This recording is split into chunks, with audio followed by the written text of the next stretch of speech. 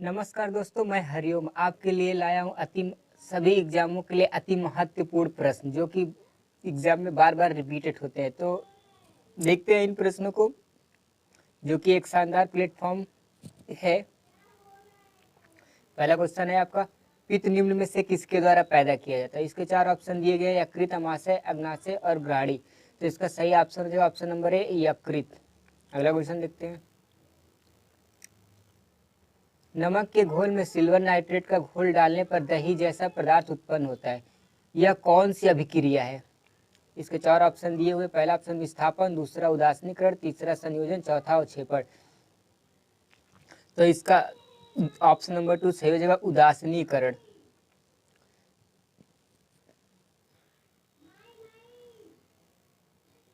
अगला क्वेश्चन है, ओम का नियम क्या परिभाषित करता है? ऑप्शन दिए हुए हैं। पहला ऑप्शन प्रतिरोध, दूसरा केवल धारा, तीसरा केवल वोल्टता, चौथा ऑप्शन है धारा और वोल्टता दोनों। तो इसका सही आंसर हो जाएगा धारा और वोल्टता दोनों। Option 4 is the correct answer. अगला क्वेश्चन देखते हैं। ये तो रिपीटेड दोबारा क्वेश्चन आपका आ गया हुआ है। इसका पित्त निम्न से किसके द्वारा पैदा किया जाता है? यकृत। अगला क्वेश्चन देखते हैं। क्षारक को जल में घोलने पर क्या मुक्त होता है? ऑप्शन दिए हुए हैं। OH आयन, H+ आयन, दोनों आयन या इनमें से कोई नहीं। तो इसका सही आंसर हो जाएगा OH आयन। जो एक ही आपका सही आंसर है। वह कौन सी शिरा है जिसमें शुद्ध रुधिर बहता है? इसके ऑप्शन 4 दिए हुए, पल्मोनरी, ग्रीवा, अनात्री, पश्चिमा शिरा। तो इसका सही आंसर है पल्मोनरी शिरा।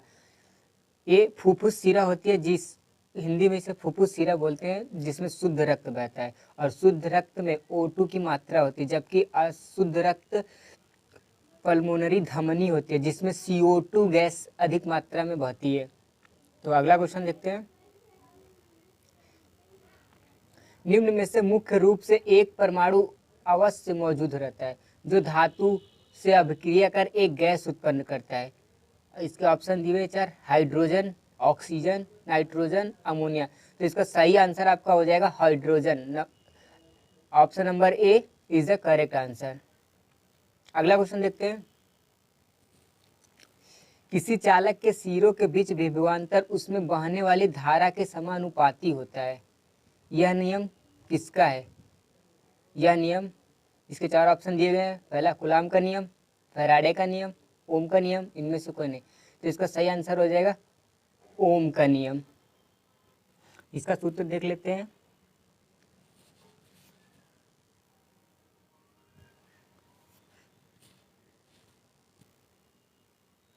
V बराबर IR होता है। तो V समानुपात I। तो यही आपका बनता है V समानुपाती I। तो इसी को ओम का नियम हम कहते हैं।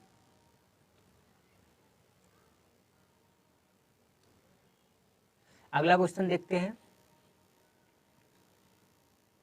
जल में घुलनशील भस्म क्या कहलाते हैं?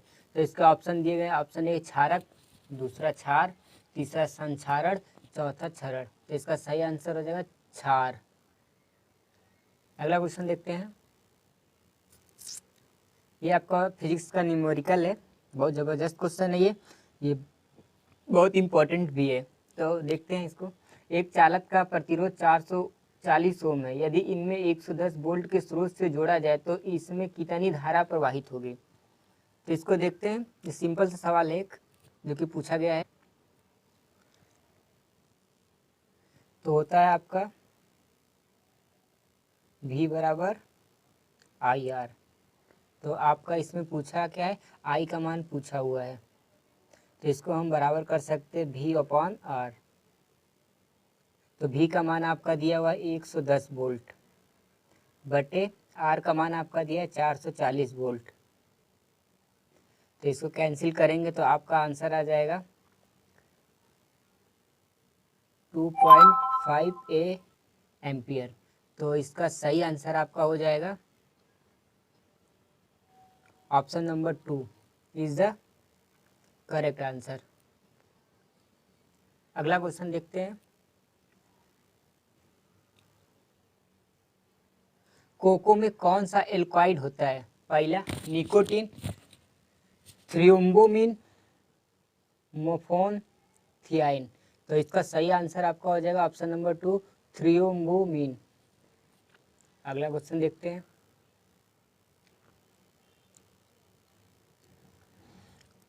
किसी परिपथ में एक बिंदु पर मिलने वाली धाराओं का बीजीय योग क्या होता है?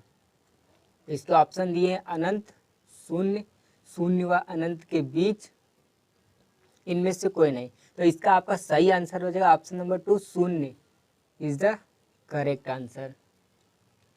अगला क्वेश्चन देखते हैं। किस कोशिकांग को आत्महत्या की थैली कहा जाता है? इसके ऑप्शन 4 दिए गए।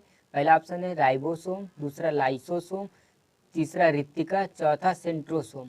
तो इसका option number 2 is the correct answer lysosome. अगला क्वेश्चन देखते हैं। बहुत ही सिंपल क्वेश्चन। दो प्राथमिक रंग लाल और नीले के मिश्रण से कौन से सेकेंडरी रंग प्राप्त होते हैं?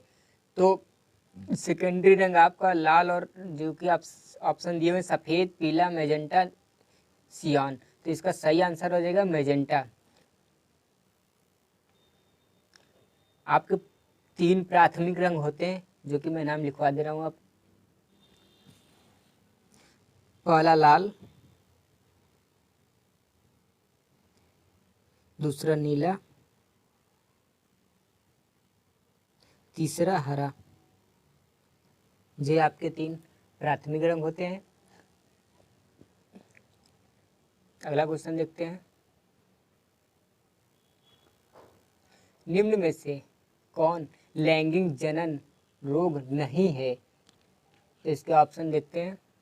पहला एड्स, दूसरा गोनेरिया, तीसरा सिफिलिस, चौथा टाइफाइड। तो syphilis is the right answer. अगला क्वेश्चन देखते हैं। निम्नलिखित में से कौन सा कथन कपूर और अमोनिया क्लोराइड के बारे में सही है?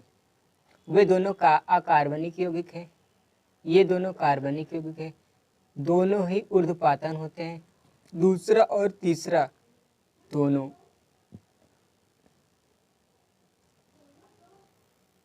जो कि आपका तीसरा ऑप्शन सही है, दोनों ऊर्ध्वपातन होते हैं। ऊर्ध्वपातन का मतलब होता है जो कोई भी वस्तु या ठोस में, ठोस से सीधे आपकी गैस में चली जाती है।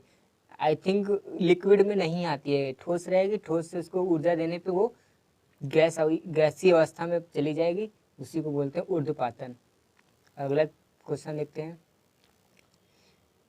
कोशिका में पाया जाता है। इसके 4 ऑप्शन है। कोशिका भित्ति, लवक, रिक्तिका, ये सभी। तो पादप कोशिका में ये सभी पाई जाती है। कोशिका भित्ति भी पाई जाती है, लवक भी पाई जाती है, रिक्तिका भी पाई जाती है, इसलिए चौथा option is the correct answer. अगला क्वेश्चन देखते हैं। वस्तुओं का आवेशन किसके स्थानांतरण के फलस्वरूप होता है? तो पहला ऑप्शन है इलेक्ट्रॉन, दूसरा पॉजिट्रॉन, तीसरा प्रोटॉन, चौथा न्यूट्रॉन। तो इसका सही आंसर हो जाएगा चौथा, neutron is the right answer. अगला क्वेश्चन देखते हैं।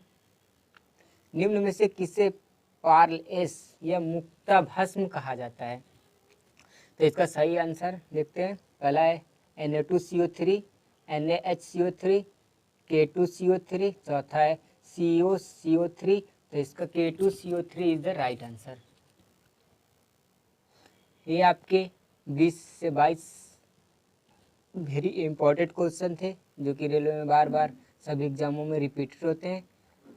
तो मैं उम्मीद करता हूँ आपको ये क्वेश्चन अच्छे लगे होंगे और लाइक एंड सब्सक्राइब कीजिए।